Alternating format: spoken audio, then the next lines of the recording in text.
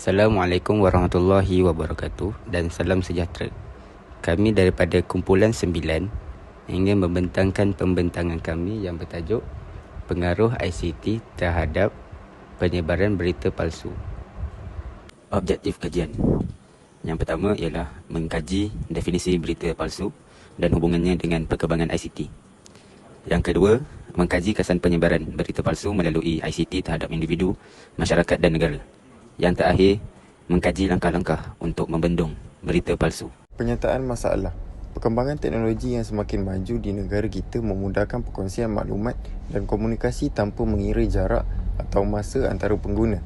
Namun begitu, perkembangan teknologi ini juga mendorong kepada kebangkitan berita palsu, terutamanya berita yang menular di media sosial. Perkara ini amat membimbangkan masyarakat kerana dikhawatiri boleh membawa impak negatif kepada keharmonian negara. Dengan kajian, mengetengahkan isu penyebaran berita palsu, mendidik pembaca akan bentuk-bentuk berita palsu yang boleh disebarkan terutamanya di media sosial. Rasional pemilihan tajuk.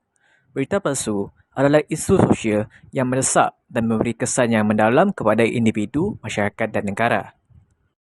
Dengan menjalankan kajian ini, ia boleh menyumbang kepada cara menangani cabaran kritikal yang mempunyai implikasi yang meluas terhadap demokrasi, bual bicara awam dan kepercayaan terhadap sumber maklumat.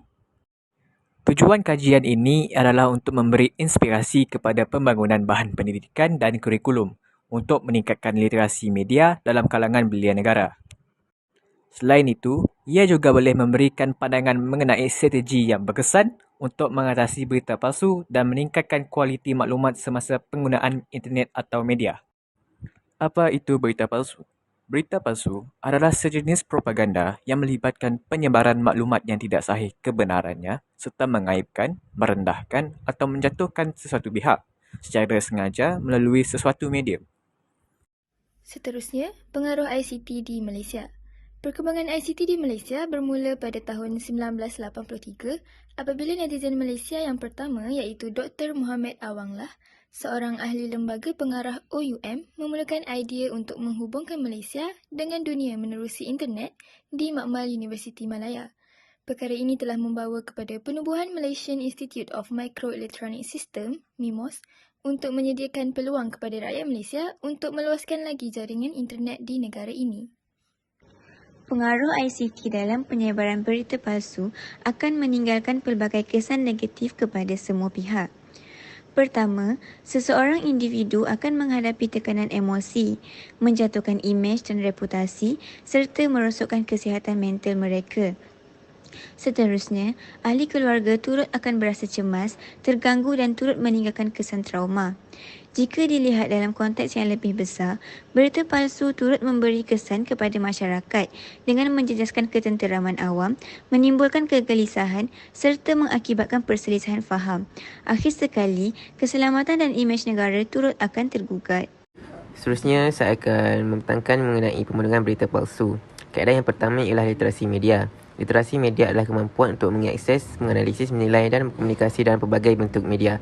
Memperkenalkan literasi media di sekolah dapat menolong pelajar mengembangkan kemahiran pemikiran teknikal, melayari lanskap media yang kompleks dan menjadi pengguna internet yang bertanggungjawab. Kaedah yang kedua ialah peranan individu.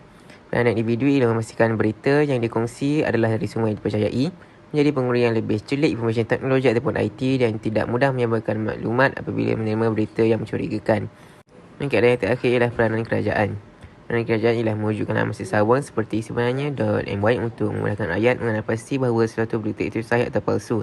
Dan yang terakhir ialah menyediakan kerangka undang-undang untuk mengatasi penyalahgunaan media sosial. Kemudian, kaedah kajian yang kami gunakan adalah kaedah survey di mana 21 soalan tentang pengaruh ICT terhadap penyebaran berita palsu dan kesannya terhadap masyarakat telah diedarkan. Soalan tersebut diagihkan kepada responden menggunakan platform Google Form. Sebanyak 38 responden telah menjawab soalan yang disediakan dan data-data tersebut telah direkodkan untuk dianalisis. Responden kami terdiri daripada 25 perempuan dan 13 lelaki. Dari segi kaum pula, 35 responden adalah dari kaum Melayu, satu daripada kaum Cina dan satu lagi daripada kaum Bumi Putra Sabah. Dari sudut agama, majoritinya adalah beragama Islam dan satu responden adalah beragama Kristian.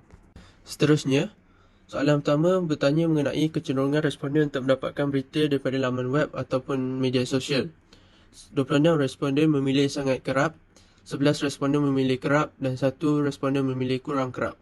Ini menunjukkan bahawa majoriti responden menggunakan media sosial dan laman web untuk mendapatkan berita. Soalan kedua, adakah anda pernah terperangkap dalam penyebaran atau percaya berita palsu secara tidak sengaja? 28 responden menjawab ya, 10 responden menjawab tidak. Ini menunjukkan bahawa majoriti responden pernah diperdaya oleh berita palsu. Soalan seterusnya, adakah anda pernah mengenal pasti sama ada sesuatu berita itu palsu atau tidak?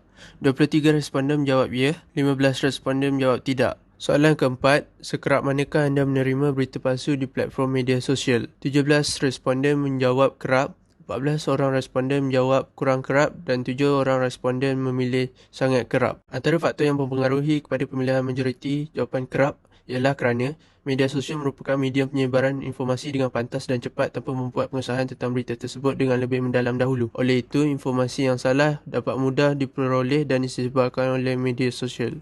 Soalan seterusnya, sekerap manakah anda mempercayai sesuatu berita di media sosial tanpa mengenal pasti kebenaran dan keasliannya? Seramai 25 responden menjawab kurang kerap, 8 responden menjawab kerap dan 4 orang responden menjawab tidak pernah. Antara faktor yang mempengaruhi pemilihan majoriti kurang kerap adalah kerana mereka sudah memahami sepenuhnya bagaimana informasi ataupun berita palsu disebarkan di media sosial. Mereka mungkin sudah mengetahui perbezaan antara sumber yang boleh dipercayai dan tidak dapat dipercayai. Soalan ke-6, adakah anda lebih cenderung untuk mempercayai berita yang dikongsi oleh keluarga dan rakan-rakan anda? Majoriti responden memilih cenderung.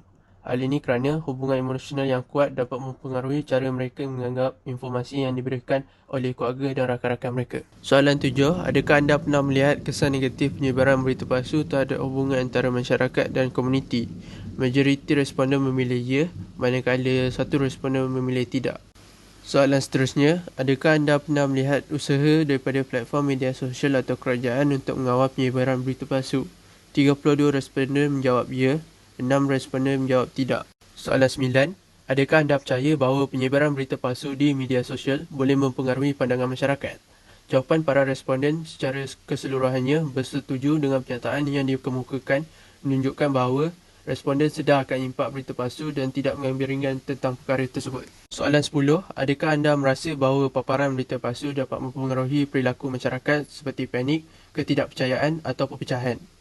Semua responden menjawab ya. Jelas bahawa mereka setuju berita palsu mempunyai kesan buruk terhadap masyarakat. Ringkasan analisis data. Mengikut hasil pendapatan daripada survey kami, secara umumnya ramai berpendapat bahawa ICT mempunyai pengaruh buruk kerana ia memudahkan penghasilan dan penyebaran berita palsu. Kami juga mendapati bahawa walaupun ramai yang tahu cara mengenal pasti berita palsu di dalam talian, mereka tidak banyak meluangkan masa untuk menyemak sama ada suatu berita itu benar ataupun tidak. Selain itu, ramai percaya pembendungan dan penyebaran berita palsu memerlukan tenaga daripada semua pihak, terutamanya kerajaan, media massa dan juga individu itu sendiri. Untuk kesimpulan, berdasarkan hasil kajian, kami mendapati bahawa masalah penyebaran berita palsu melalui ICT ini telah menjadi satu isu serius yang mendatangkan pelbagai implikasi negatif sekiranya tidak dibasmi hingga ke akar umbi.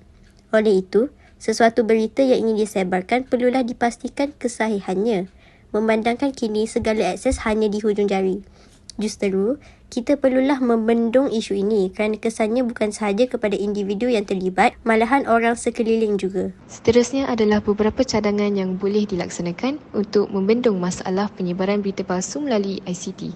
Yang pertama, kerajaan perlu melabur dalam inisiatif pendidikan yang menggalakkan literasi media, iaitu kemahiran mengenal pasti, memperolehi dan menganalisis maklumat daripada pelbagai sumber media, serta kemahiran berfikir secara kritis untuk mengasuh golongan belia untuk menjadi lebih bijak dalam menilai berita yang diterima.